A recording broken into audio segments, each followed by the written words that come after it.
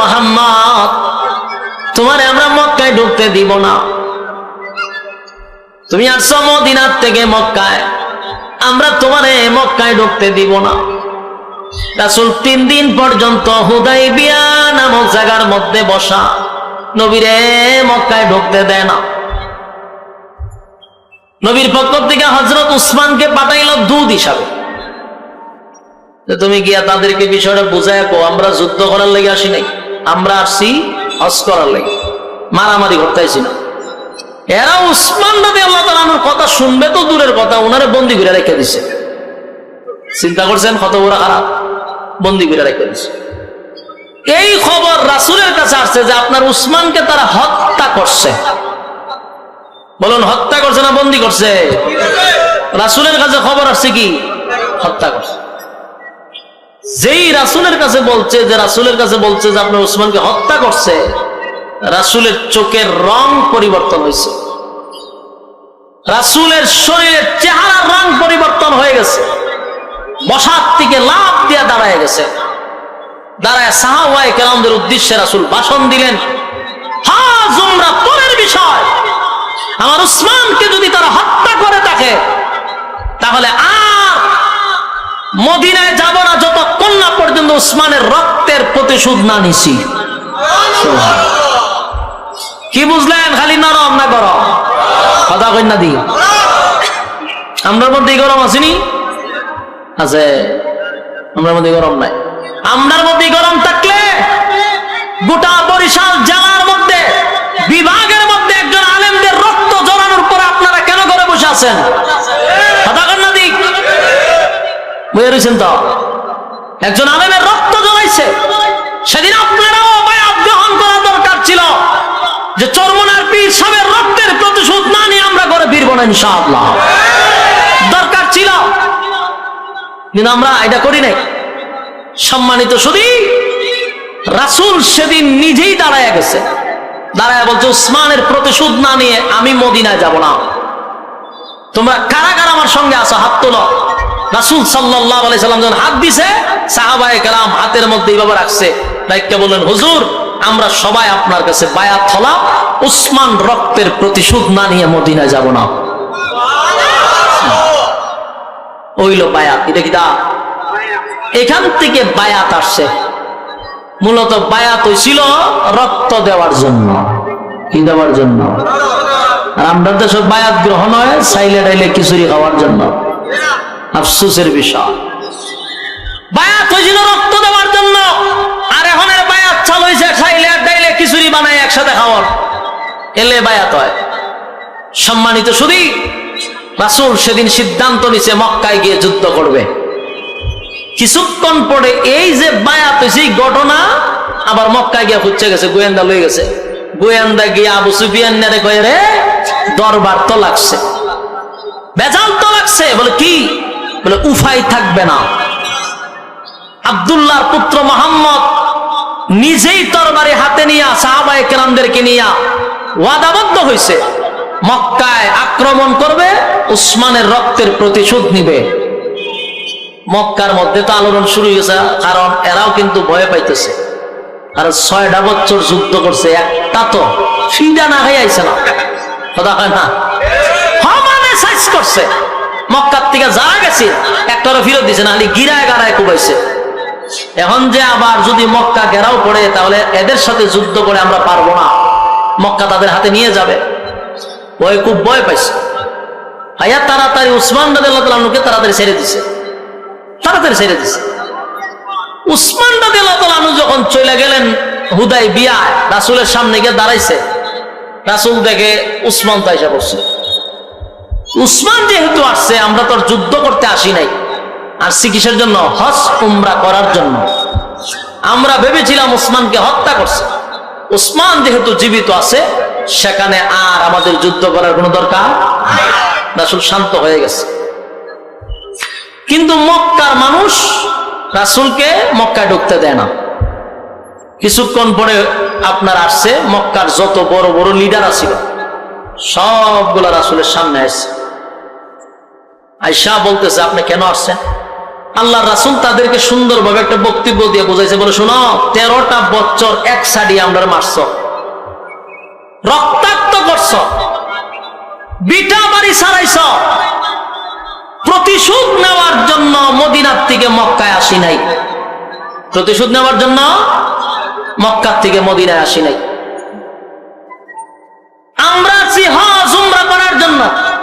এখন মক্কার মানুষ কইটা যদি হয় কথা, তাহলে আমাদের কিছু চুক্তি আছে, আপনাকে বিনা চুক্তিতে আমরা মক্কায় ঢুকতে দিব না, কারণ আপনি আমাদের অনেক লোকরে মারছেন, এখন আপনারা আমরা ঢুকতে দিব এটা আমাদের বিশ্বাস হচ্ছে না। সুতরাং চুক্তিতে আসুন, সন্ধিতে আসুন। ওই হুদাইবিয়ার সন্ধি হয়, ইতিহাস যারা পড়ছেন সন্ধি শুনছেন তো, এই হুদাইবিয়ার সন্ধি এখানে দাঁড়ায় হয়। বলে সন্ধি কি? বলে আমাদের কিছু শর্ত আছে, শর্ত হলো 10 বছরের ভিতরে আপনাদের আর আমাদের মধ্যে কোনো যুদ্ধ হবে না। ওই যুদ্ধ বন্ধ করে দিচ্ছে মক্কার মানুষ, বলছে যুদ্ধ হইতো না। রাসূল কাচ্চা মাইনা নিলাম, যুদ্ধ করতাম না। 2 নম্বর হলো এই বছর আপনারা হজ উমরা করতে পারবেন না। চিন্তা করেন কত বড় খারাপ, এই বছর হজ উমরা করতে পারবেন না। তোমরা তো 10 বছর যুদ্ধ করতাম না, মাইনে নিছি, উমরা করতে দিবা না, কেন দিতাম না। আগামী বছর আইবেন, আইয়া এই বছর একটা খাজা করে যাবেন, দেন মানেননি, নাহলে বাদ দেন। রাসূল কয় আচ্ছা আমি মানলাম। সাহাবায়ে কেরাম ছিল 1400, এর মধ্যে উমরও আছে। মেজাজ উমরের এমন গরম হয়েছে, তরবারি বাইর করে আর ভিতরে ঢোকায়, বাইর করে আর ভিতরে ঢোকায়। রাসূল দেখছে লক্ষণ ভালো না, উমরে কুন্ডারে গর্দান ফালাইয়া দেয়। উমরের আগে ছুড়ে আর সহ্য করতে পারতেছে না। সাহাবায়ে কেরামরা হুজুর এই বছর আমাদেরকে হজ করতে দিতেছে না, উমরা করতে দিতেছে না, আর আপনি শর্ত মানতেছেন, এটা কেমনে হয়? রাসূল বলেন আমি যা জানি তোমরা তা জানো না। এরপরে এরা আরো শর্ত দিছে, আমাদের মক্কা থেকে কোনো মানুষ যদি মদিনায় যায়, ইসলাম গ্রহণ করে, আপনারা তারে আমার দেশে আবার ফেরত দিতে বাধ্য থাকবেন। রাসূল আমি মেনে নিলাম। হয় আমার আপনারা মদিনার থেকে যদি আমরা মক্কার ভিতরে কেউ ঢুকে, আমরা ফেরত দিতাম না। বলুন তো দেখি শর্তটা উভয় পক্ষে রয়েছে না একতরফা হয়ে গেছে, একচাটিয়া হয়ে গেছে? ওই সর্বনাশ। হেরা হয় আমরা লোক গেলে ফেরত দিবে না, আপনারা লোক গেলে ফেরত দিতাম না। তার মানে প্রতিটা চুক্তি, প্রতিটা শর্ত অপমানজনক। কথা কর। সাহাবায়ে কেরাম খুব রাগান্বিত এবং মেনে নিতে পারতেছে না, কিন্তু রাসূল মেনে নিচ্ছে। রাসূল মেনে নিলে সাহাবীদের কোনো কিছু করার আছে? রাসূলকে যে শর্তগুলা দিচ্ছে, বলুন এগুলা কি উভয় পক্ষের না একতরফা? সম্মানজনক না অসম্মানজনক? অসম্মানজনক। এই অসম্মানজনক চুক্তি যখন করা শুরু করছে, অসম্মানজনক চুক্তি যখন করা শুরু করছে, সাহাবায়ে কেরাম খুব রাগান্বিত, এতে খুশি না। রাসূল বড় বেজার।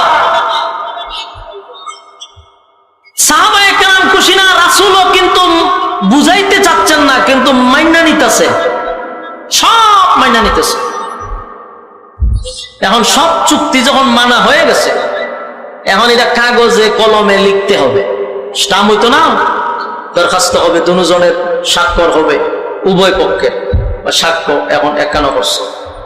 বুঝলা, এদের পক্ষ থেকে কেন দস্তখত দিবে, রাসূলের পক্ষ থেকে দস্তখত দিবে, এই চুক্তি সন্ধিনামা হইতেছে। এখন রাসূল সাল্লাল্লাহু আলাইহি সাল্লামকে তারা অপমানজনক শর্তগুলি দিচ্ছে, এবং সব অপমানজনক শর্তগুলি একচাটিয়া মেনে নিচ্ছে। কিন্তু এখানে সাহাবী কে ছিল?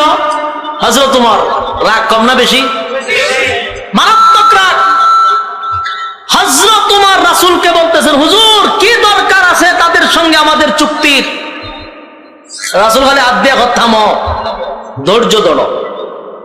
এখন এই চুক্তি লেখার জন্য হযরত আলীরে দিছে দায়িত্ব। আলী রাদিয়াল্লাহু তাআলা আনহু এই কলম লইয়া গেছে, চুক্তি লিখতে হবে, স্বাক্ষর কার কার পক্ষ থেকে, নেতাগুলির নাম লেখছে, লিখা আমাদের পক্ষ থেকে একজনের স্বাক্ষর আর হেদের পক্ষ থেকে স্বাক্ষর।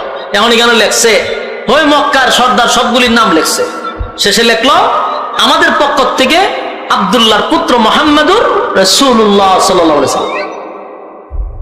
মক্কার লিডাররা কয় দাঁড়াও, এই কাগজ আমরা মানি না। বলুন শর্ত রাসূল দিছে না হেরাই দিছে? হেরাই দিছে, হেরার কথাই সবকিছু ওকে। এখন এই কাগজ আমরা মানি না। কেন মানেন না? যেই কাগজে রাসূল থাকবে এই কাগজ মানি না। আপনারা কিতাব বুঝুন, আমার কথা শুনুননি আপনারা? যেই কাগজে রাসূল থাকবে এই কাগজ সম্মান না অসম্মান? চরম পর্যায়ের অসম্মান, চরম পর্যায়ের বেজ্জতি। রাসূলকে বসাইয়া 1400 সাহাবায়ে কেরামকে এখানে দাঁড় করাইয়া বলতেছে রাসূল লেখা থাকলে কাগজ মানি না। অহংত সব সাহাবীদের চোখের রং পরিবর্তন হয়েছে, লাল হয়ে গেছে। আর তরবারে আদা ধরে চাইলে অনুমতি দিত আর গর্দান ফলাই দিত, কিন্তু রাসূল তো অনুমতি দেয় না। হেরাস যুক্তি হলো 13 বছর তোমরা মারছি, বিঠা বাড়ি ছাড়াইছি এই রাসূলুল্লাহর কারণে। আমরা তো তার আব্দুল্লাহর পুত্র মুহাম্মদ মানি, রাসূল মানি না। রাসূল যদি মানতাম তো তোমরা আর আমরা একই থাকতাম। মানি না বিদায় মক্কা থেকে মদিনায় গেছ, মানি না বিদায় মক্কায় ঢুকতে দিচ্ছি না। তাহলে এখানে যদি রাসূলই থাকলো, মুখে না মানলো, কাগজে মাইনা নিতাজি কথা বলেন না দি। কাগজ যদি রাসূল থাকে তাহলে কাগজে কলমে তো মাইনে নেওয়া লাগতেছে। সুতরাং রাসূল থাকলে আমরা এই চুক্তিতে যাব না। আল্লাহর রাসূল তখন বলতেছে আলী, কাগজটা হইল 10 বছরের চুক্তি। 10 বছরের জন্য কি আল্লাহ আমার রাসূল বানাইছে? কথা হয় না? তাহলে কাগজে আমার নাম থাকলে কি আর না থাকলে কি? রাসূলুল্লাহ কাটটা দাও, চুক্তিটা মাইনা নাও। কিন্তু সব সাহাবী দাঁড়ায় গেছে। দাঁড়ায় উমর কই হুজুর আর বরদাস্ত করতে পারতেছি না, তাদের সাথে আমাদের কিসের শর্ত? উমর দাঁড়ে খাড়িয়ে হুজুর আমার প্রশ্নের জবাব দেন, আপনি কি সত্যি আল্লাহর রাসূল? এটা উমরের কথার সিস্টেম দেয়। রাসূল আপনি কি সত্যি আল্লাহর রাসূল? রাসূল হ। আমরা কি সত্যের পক্ষে আছি? হ। এরা কি বাতিল পক্ষে আছে না? এরা কি সত্যের পক্ষে আছে না বাতিল? বাতিল। এরা যদি বাতিল হয়, আমরা যদি সত্য হই, আপনার যদি সত্য নবী হন, মাঝখানে আবার কিসের সন্ধি? অনুমতি দেন, একটারও বডির থেকে গর্দান রাখবো না, আমি উমরই একা যথেষ্ট। এদের সাথে কিসের সন্ধি? আল্লাহ রাসূল থামো থামো। উমর আবার থামছে। এখন হযরত আলী রে বসে লেখো। আলী কয় কলমটা রাসূলের সামনে রেখে দিছে। হযরত আলী বলেন ছোটবেলা থেকে আমি আপনার সঙ্গে থাকি, আপনি আমার চাচাতো ভাই এবং আপনি আমার শ্বশুর। নবীজি আপনার অবাধ্য আমি কোনোদিন হই নাই, আপনার বিরুদ্ধে আপনার অবাধ্য আমি কোনোদিন হই নাই, হব না। কিন্তু আজকে আমি অবাধ্য হলাম, আমি আলীর দ্বারা সম্ভব না মুহাম্মাদুর রাসূলুল্লাহ শব্দটা কেটে দেওয়া, আল্লাহ নবীর শেষের নামটা রাসূলুল্লাহটা কেটে দেওয়া আমি আলীর দ্বারা সম্ভব না। আমি চাইলেও পারবো না গো নবী, আল্লাহর হস্তে মাপ চাই। নবীজি বুঝতে পারলেন কোন সাহাবী রাসূল কাটতে পারবে না, তাই নবী নিজেই কলমটা লইয়া রাসূলুল্লাহটা কেটে দিল। সব সাহাবীদের কলিজাটা যেন ফেটে ভেঙে টুকরা টুকরা হয়ে গেছে। সাহাবীরা কান্দে বলে 1500 সাহাবী নবীর জন্য জীবন দিতে আমরা প্রস্তুত। যেই নবীর জন্য বিটা বাড়ি ছাড়লাম, যেই নবীর জন্য আত্মীয় স্বজন চাললাম, মা বাবা ছাড়লাম, আজকে আমাদের সেই নবীরা আমাদের সামনে দাঁড় করাইয়া রাসূলুল্লাহটা কেটে দিল। এর থেকে চরম পর্যায়ের অপমান আর কি হতে পারে? নবীজির সামনে সাহাবায়ে কেরামরা বরদাস্ত করতে পারে না, কান্না শুরু করছে, চোখের পানি ছেড়ে দেওয়া শুরু করছে। কেউ মাইনা নিতে রাজি না। নবী গো কেমনে আমাদের সামনে রাসূলুল্লাহটা কাইটা দিল? কেউ বরদাস্ত করতে পারে না। নবী বোঝায় সাহাবীরা শুন, 10 বছরের চুক্তিনামা, 10 বছরের চুক্তিনামার মধ্যে রাসূল থাকলে কি আর না থাকলে কি? আমার আল্লাহ রাসূল বানাইছে কিয়ামত পর্যন্ত। কিন্তু সাহাবায়ে কেরাম মেনে নিতে পারলো না। 1400 সাহাবীদের সামনে রাসূলুল্লাহটা কেটে দিল, বরদাস্ত করতে পারে না। মনের মধ্যে কষ্ট লইয়া চুক্তিনামাগুলি মেনে নিল, সন্ধি মেনে নিল। এবার আল্লাহর নবী ডাক দিয়া বললেন, সাহাবীরা রে, মক্কায় তো আর ঢুকতে দিল না। বেড়া বকরি যা আনছিলা জবাই করার জন্য হুদায়বিয়ার ময়দানে জবাই করে ফেল। এখানে জবাই করে এখানে কুরবানি দিয়া তারপরে আমরা মদিনার দিকে রওনা দিব। 1400 সাহাবী আল্লাহর নবীর নির্দেশ পালন করতে গিয়া পরিবেকরা বকরিগুলা ভেড়াগুলা সবগুলা হুদায়বিয়ার আশেপাশে জবাই করে দিছে। জবাই করে সাহাবায়ে কেরামরা আশা লইয়া, বুক ভরা আশা লইয়া 6টা বছর পরে আসছিল মক্কায় যাবে, নিজের জন্মভূমিতে পাড়া দিবে, খানায় কাবা জিয়ারত করবে, হজ করবে, উমরা করবে, কিন্তু দিল না।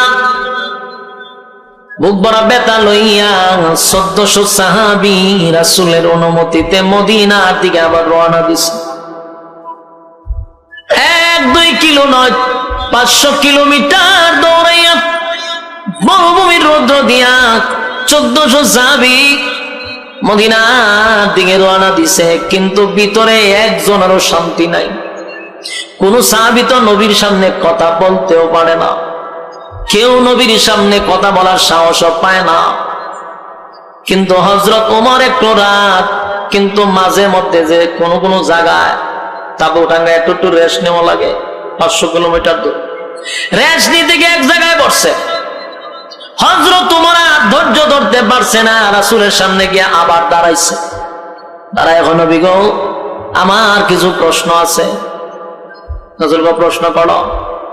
1 নাম্বার প্রশ্ন হলো, আপনি আমাদেরকে বলছেন আপনি স্বপ্ন দেখছেন মক্কা থেকে মদিনায় আইসা, মদিনার থেকে মক্কায় আইসা ওয়াজ করছেন, উমরা করছেন নিরাপদে, আবার আপনি মদিনায় গেছেন, এই তো আপনি স্বপ্ন দেখছিলেন? বলো হ। হযরত ওমর কয়, আপনি স্বপ্নটা কি সত্যি দেখছেন না ভুল দেখছেন? চিন্তা করেন, এখন যে প্রশ্ন করছে স্বাভাবিক না অস্বাভাবিক? এমন ভাবে প্রশ্ন করছে সাহাবায়ে কেরাম আটকে গেছে যে কি কয় ওমরে। 2 নাম্বার কথা হলো, নবী গো, আপনি যদি সত্যই স্বপ্ন দেখে থাকেন, আপনার স্বপ্ন তো ওহী বাস্তব, তাহলে বাস্তব হইলে আমরা মক্কায় গিয়ে হজ করতাম, নিরাপদে মদিনায় যাইতাম। কিন্তু আপনার কথা অনুযায়ী তো মক্কায় আমরা ঢুকতেই পারলাম না। হজ করব দূরের কথা, অপমানজনক কিছু শর্ত লইয়া নিরাপদ ছাড়া আমরা এখন মদিনার দিকে যাইতেছি। আপনি কি স্বপ্ন দেখলেন, আমাদেরকে কি বললেন? আল্লাহর নবী তখন রাগ হয়ে গেছে। রাগ হইয়া বলতেছে, ওমর, তুমি যে আমারে প্রশ্ন করলা আমি স্বপ্নটা সত্য দেখছি কিনা, ওমর রে, বলো তো দেখি আমার স্বপ্ন যে তোমাকে বলছি, আমি কি তোমার একবারের জন্য বলেছিলাম যে আমার স্বপ্নটা আজকেই বাস্তবায়ন হবে? হ্যাঁ বলুন, রাসূল একবারও বলছে যে আজকে আমার স্বপ্ন বাস্তব হবে? কেউ তো বলে নাই। বলছিলাম তোমারে না, তা আমি যদি তোমার বইলা না থাকি, তুমি আমার এইরকম প্রশ্নটা কেন করলা? আমার স্বপ্ন আজকে বাস্তবায়ন তো হওয়ার কথা না, 1 বছর পরত হইতে পারে, 3 বছর পরত হইতে পারে, 4 বছর পরেও হতে পারে। সুতরাং তুমি এমন প্রশ্ন করলা কেন? হযরত ওমর চিন্তা হলো, কথা তো ঠিক, রাসূল তো স্বপ্ন দেখছে, বাস্তবায়নতে হবে, এটা তো বলে নাই কবে। তখন উমর লজ্জিত হয়ে গেছে, রাগের মাথায় নবীরে প্রশ্ন কইরা নিজেই লজ্জিত, আর একটা কথা বলার সাহস পাইল না। অনেক কথা উমরের জমা ছিল, কিন্তু প্রশ্নে হেরে যাওয়ার কারণে লজ্জায় শরমে আর বলতে পারল না। হযরত উমরের কথাগুলি শুইনা রাসূল রাগ হইল, উমর ক্ষমা চাইল, হুজুর আমার ভুল হয়ে গেছে। 1400 সাহাবীর কলিজায় ব্যথা লইয়া মদিনার দিকে রওনা দিল। মনের মধ্যে কষ্ট হলো, 1400 সাহাবীরে দাঁড় করাইয়া এতগুলা অপমানজনক শর্ত দিল, আবার রাসূলুল্লাহটা কেটে দিল। এই ব্যথা লইয়া মদিনায় গেছে রে। যেই মাত্র মদিনার ধার প্রান্তে চলে গেছে, আমার আল্লাহ ফেরেশতা পাঠাইয়া আমার তেলাওয়াতকৃত সূরা ফাতিহা নাজিল করে দিয়েছে। সুবহানাল্লাহ। ওই যে আপনাদের সামনে সূরা তেলাওয়াত করেছে, সূরা ফাতিহা কেন নাজিল হইল, কোন কারণে নাজিল হইল? এই হুদায়বিয়ার সন্ধিটাকে কেন্দ্র করে সাহাবীদের দিল ভাঙ্গা মনটাকে খুশি করার জন্য মদিনার দ্বার প্রান্তে যখন আসছে, আল্লাহ তখন সূরা ফাতিহা নাজিল করে। প্রথম আয়াতগুলি নাজিল করে সাহাবায়ে কেরামদেরকে সান্ত্বনা দিছে। এখন বুঝছেন কেন সান্ত্বনা দিছে? কথা কই না দি, আওয়াজ যায়নি। সান্ত্বনা কেন দিছে বুঝতেছেন? সাহাবায়ে কেরামদের ভিতরে বড় কষ্ট, মনের মধ্যে বড় আঘাত। আয়াতগুলি নাজিল করে দেয় মুহাম্মাদুর রাসূলুল্লাহ, মুহাম্মাদুর রাসূলুল্লাহ ওয়াল্লাযীনা মাআহু আশিদ্দাউ আলাল কুফফারি রুহামাউ বাইনাহুম তারাহুম রুকআন সুজদা। মুহাম্মাদুর রাসূলুল্লাহ, আল্লাহ ডাক দিয়া বলে, নবী গো, আপনার 1400 সাহাবীর কলিজাটা ফেটে টুকরা টুকরা হয়ে গেছে। রাসূলুল্লাহটা কেটে দেওয়ার কারণে মনের মধ্যে তাদের কষ্ট ছিল। ও নবীজি, আপনার সাহাবীদেরকে সুসংবাদটা শোনায়া দেন। 10 বছরের কাগজের মধ্যে রাসূল থাকলে কি না থাকলে কি, আর আমি তাদেরকে খুশি করার জন্য রাসূলুল্লাহটা কোরআনের মধ্যে লিখে দিয়েছি। কোরআন থাকবে কিয়ামত পর্যন্ত, আপনার নাম থাকবে কিয়ামত পর্যন্ত। জোরে কোন সুবহান। মনের মধ্যে সাহাবীদের কষ্ট ছিল, একটা কাগজের মধ্যে রাসূলুল্লাহ না থাকার কারণে মনটা ভেঙে টুকরা টুকরা হয়ে গেছে।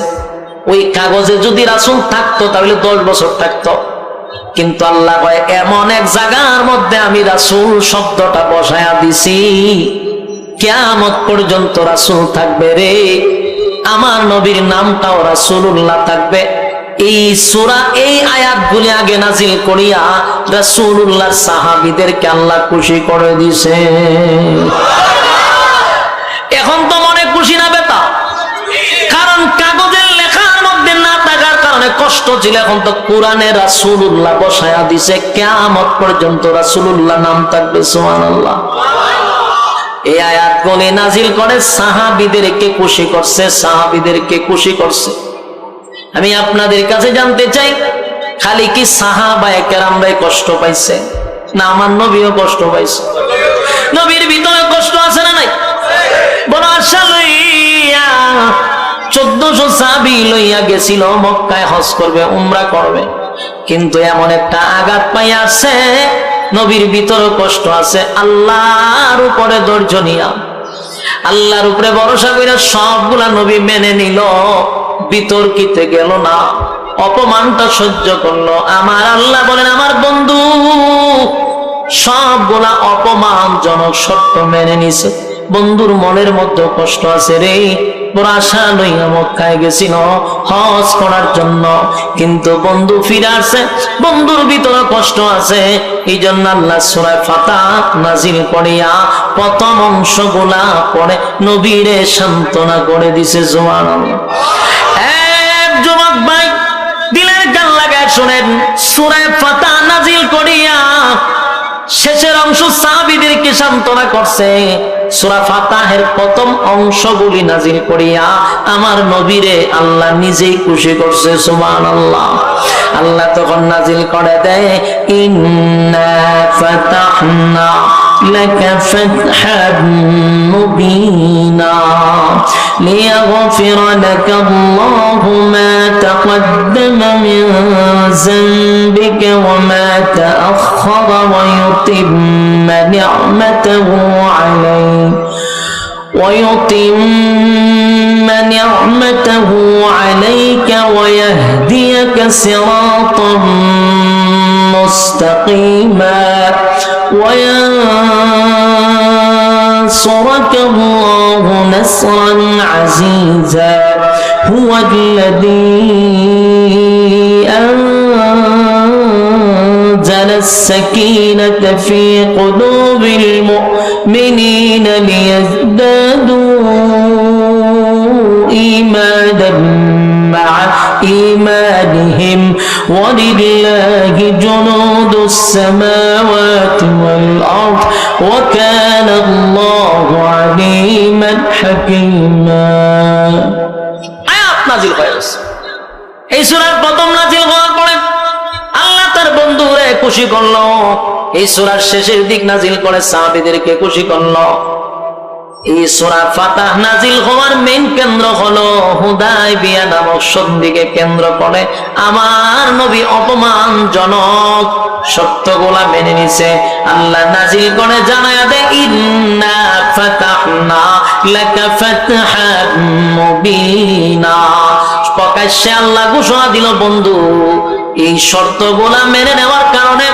হুদায়বিয়ার সন্ধিতে অপমানজনক শর্ত মেনে নেওয়ার কারণে আমি আল্লাহ আপনি নবীকে প্রকাশ্যে বিজয় ঘোষণা দিলাম লম্বা ইতিহাস পরবর্তী মক্কা বিজয়ের একমাত্র কেন্দ্র ছিল এই হুদায়বিয়ার সন্ধি সুবহানাল্লাহ হুদায়বিয়ার সন্ধি মেনে নেওয়ার কারণেই আল্লাহ পরবর্তী মক্কা বিজয় করছেন এই সন্ধির কারণে সুবহানাল্লাহ আল্লাহ সবাইকে বোঝার তৌফিক দান করুন সকলে বলে আমিন আল্লাহুম্মা সাল্লি আলা মুহাম্মাদ ওয়া আলা আলি মুহাম্মাদ কামা সাল্লাইতা আলা ইব্রাহিম ওয়া আলা আলি ইব্রাহিম ইন্নাকা হামিদুম মাজিদ আল্লাহুম্মা আমিন ربنا ظلمنا أنفسنا وإن لم تغفر لنا وترحمنا لنكونن من الخاسرين ربنا لا تزغ قلوبنا بعد إذ هديتنا وهب لنا من لدنك رحمة إنك أنت الوهاب رب العالمين الله গভীর রাত হয়ে গেছে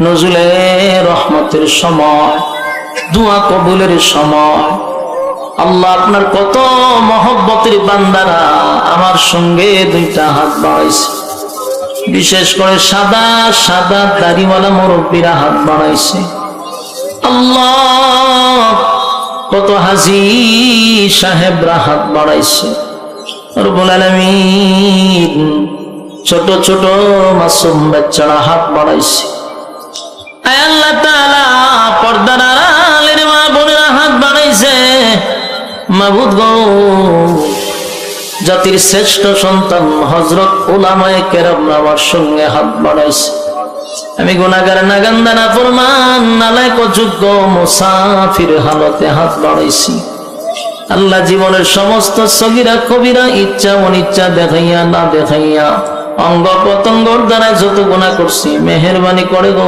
জিন্দেগির গুনাহ মাফ করে দেন আল্লাহ আমরা যারা হাত বাড়াইছি আমাদের পক্ষ থেকে লাখো কোটি দুরূদ আর সালাম সোনার মদিনা আপনি পৌঁছায় দেন আল্লাহ যা কিছু বললাম যা কিছু শুনলাম ভুল ত্রুটি মাফ করে দেন সওয়াবের হাদিয়া কোটি কোটি কোটি গুণ বাড়াইয়া বিশ্ব নবীর রওজা মুবারকে পৌঁছায় দেন বাবা আদম থেকে নিয়ে আজকে পর্যন্ত মুসলমান নর নারী যারা কবরে শায়িত প্রত্যেকের রয়েছে পৌঁছায় দেন আল্লাহ তাআলা আমরা যারা গভীর রাত পর্যন্ত বসে আছি কত মানুষ কত আশা লইয়া হাতটা বাড়াইছে কেউ আপনি খালি হাতে ফিরায় দিয়েন না আল্লাহ বিশেষ করে এই মাহফিলটা করতে গিয়া আল্লাহ যারা এই মাহফিলটা করছে আপনার জানার বাকি না রাত দিন অক্লান্ত পরিশ্রম করছে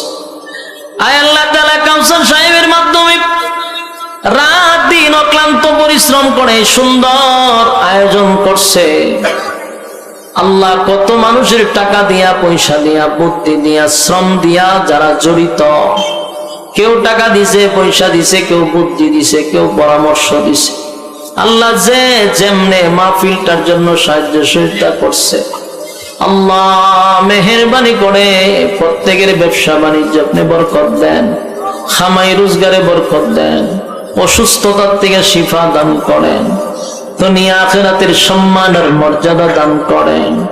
রব্বুল আলামিন আমার কাছে দোয়া চাইছে, একজন ভাই নাকি দুনিয়ার থেকে বিদায় হয়ে গেছে। আল্লাহ অসুস্থ আছেন, সুস্থতার জিন্দেগি দান করেন। অনেক মানুষ দোয়া চায়, আল্লাহ অসুস্থ হসপিটালে অনেক মানুষ অসুস্থ করে, আয় আল্লাহ তাআলা শিফায়ে কামিলা আজলা দান করেন। আল্লাহ যে উদ্দেশ্যে দোয়া চাইছে দিলের নেক বাসনা পূরণ